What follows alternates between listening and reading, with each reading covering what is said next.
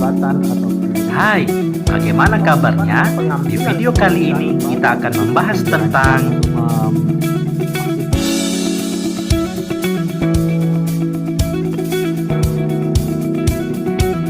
perencanaan pendidikan adalah proses sistematis dalam merumuskan tujuan kebijakan strategis dan langkah-langkah operasional untuk mengembangkan dan meningkatkan sistem pendidikan secara efisien dan efektif. Menurut Koms, perencanaan pendidikan adalah usaha rasional dan sistematis untuk membuat pilihan-pilihan pendidikan berdasarkan analisis kebutuhan dan sumber daya yang tersedia. Sedangkan menurut George Charopoulos, perencanaan pendidikan mencangkup pemikiran strategis dalam mengalokasikan sumber daya pendidikan agar dapat memenuhi tujuan sosial dan ekonomi. Perencanaan pendidikan memiliki arti penting untuk mengantisipasi tantangan masa depan dan membantu mengidentifikasi kebutuhan pendidikan berdasarkan tren sosial, ekonomi, dan teknologi. Selain itu juga, perencanaan pendidikan berdampak pada efisiensi sumber daya dan mengoptimalkan pemanfaatan sumber daya seperti anggaran, tenaga pendidikan, dan infrastruktur yang ada. Perencanaan pendidikan juga dapat menjamin pemerataan pendidikan untuk mendorong akses yang adil dan merata bagi semua kelompok masyarakat. Selain itu, mampu mengukur capaian tujuan perencanaan menjadi dasar untuk mengevaluasi dan mengukur keberhasilan sistem pendidikan. Sehingga akhirnya perencanaan pendidikan dapat menjadi landasan mengambil kebijakan dan menjadi acuan dalam pembuatan kebijakan pendidikan baik di tingkat nasional maupun di tingkat daerah.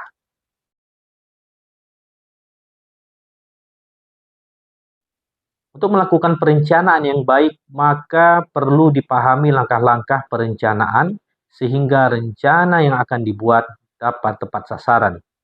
Kepala sekolah harus mampu pertama menganalisis situasi dengan mengkaji kondisi pendidikan saat ini melalui data kualitatif dan kuantitatif dan identifikasi kekuatan, kelemahan, peluang, dan ancaman yang disebut sebagai analisis SWOT. Selanjutnya, kepala sekolah harus membuat perumusan tujuan dan sasaran dengan menentukan tujuan jangka pendek dan jangka panjang pendidikan dan sasaran yang harus spesifik, measurable, achievable, relevan, dan time-bound. Setelah itu, kepala sekolah harus menentukan prioritas dan strategi dengan menyusun urutan prioritas dan pendekatan pelaksanaannya. Selanjutnya, kepala sekolah harus dapat mengalokasikan sumber daya yang ada dengan menyusun rencana anggaran, distribusi guru, pembangunan, sarana, dan prasarana. Selanjutnya, kepala sekolah dapat mengimplementasikan program dengan melaksanakan kegiatan sesuai rencana yang telah dibuat. Terakhir, kepala sekolah harus mampu melakukan monitoring dan melakukan evaluasi dengan cara memberikan pengawasan pelaksanaan dan mengukur hasil dengan memberikan umpan balik untuk revisi dan perbaikan rencana ke depan.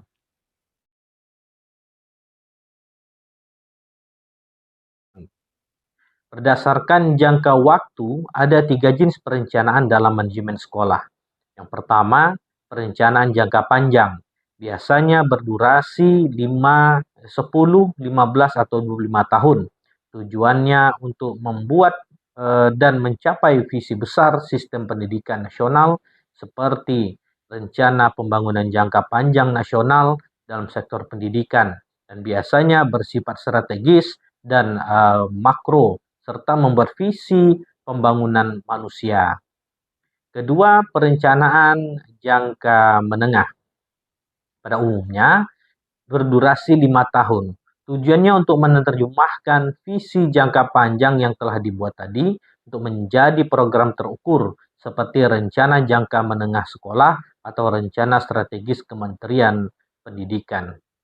Biasanya ini lebih operasional dan memiliki indikator kinerja utama. Ketiga, perencanaan jangka pendek. Nah, biasanya berdurasi 1 tahun. Tujuannya untuk melaksanakan program tahunan seperti rencana kegiatan dan anggaran sekolah, dan biasanya berfokus pada pelaksanaan teknis dan juga berkaitan langsung dengan kegiatan harian sekolah. Perencanaan pendidikan bukan sekedar dokumen administratif, tetapi merupakan alat strategis untuk membangun kualitas pendidikan yang berkelanjutan.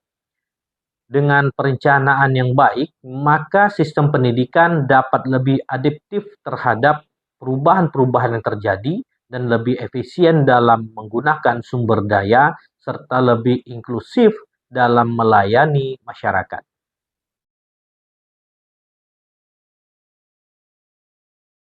Program kerja kepala sekolah adalah rencana kegiatan yang disusun secara sistematis dan juga terencana sebagai pedoman dalam menjalankan tugas manajerial, supervisi, dan kewirausahaan di sekolah. Program ini menjadi arah kebijakan dan dalam pengambilan keputusan dan meningkatkan mutu pendidikan sekolah.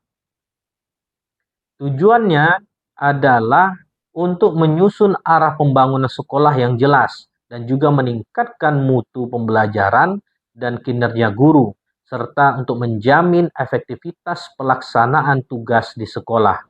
Di samping itu, dapat menyesuaikan visi dan misi sekolah dengan kebutuhan peserta didik dan masyarakat, sehingga dapat menyediakan dasar evaluasi secara akuntabel bagi kinerja sekolah. Untuk menyusun program sekolah, maka perlu diperhatikan prinsip-prinsip penyusunan program kerja. Antara lain, kepala sekolah harus mampu menyusun berdasarkan basis data dan kebutuhan sekolah, disusun secara realistis dan terukur, menggunakan partisipasi dan melibatkan warga sekolah, serta selaras dengan kebijakan nasional atau daerah.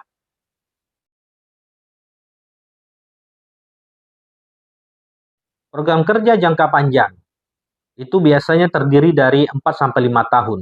Tujuannya menjabarkan visi dan misi sekolah dalam bentuk strategis jangka panjang. Lalu dapat menentukan arah pengembangan sekolah untuk waktu tertentu.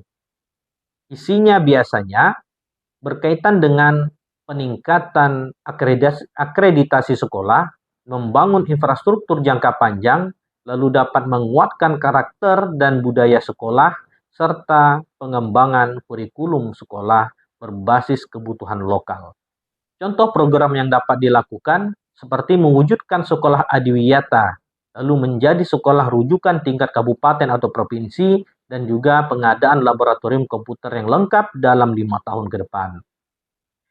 Kedua, program kerja jangka menengah biasanya terdiri dari 2-3 tahun. Memiliki tujuannya untuk menjabarkan program jangka panjang menjadi rencana pelaksanaan menengah.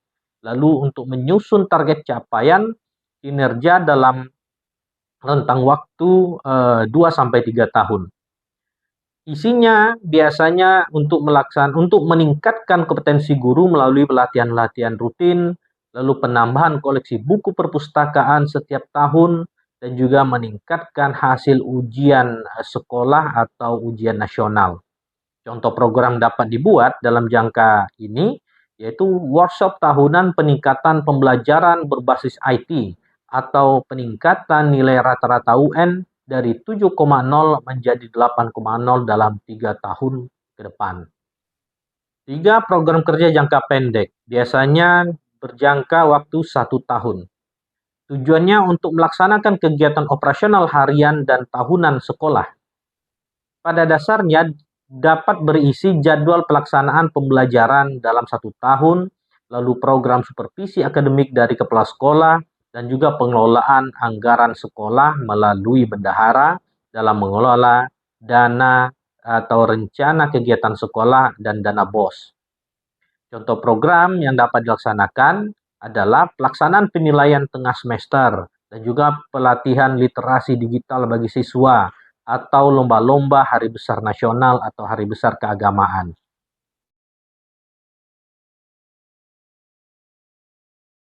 Dalam menyusun program kerja, kepala sekolah harus memahami langkah-langkah sebagai berikut. Pertama, mampu menganalisis kondisi sekolah saat ini melalui rapor pendidikan atau evaluasi diri. Lalu harus mampu mengidentifikasi masalah-masalah kebutuhan, baik dari guru, siswa, maupun orang tua.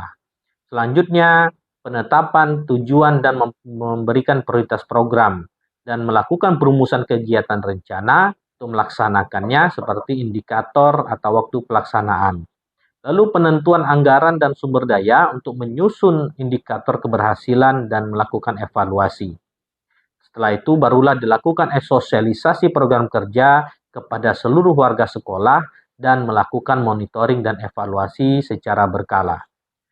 Program kerja kepala sekolah adalah alat manajerial utama untuk mencapai visi dan misi pendidikan di satuan pendidikan dengan menyusun program kerja yang sistematis dan sesuai dengan jangka waktu. Kepala sekolah dapat memastikan bahwa kegiatan di sekolah berjalan selaras dengan tujuan pendidikan, baik itu pendidikan nasional dan juga daerah, dan sesuai dengan kebutuhan peserta didik.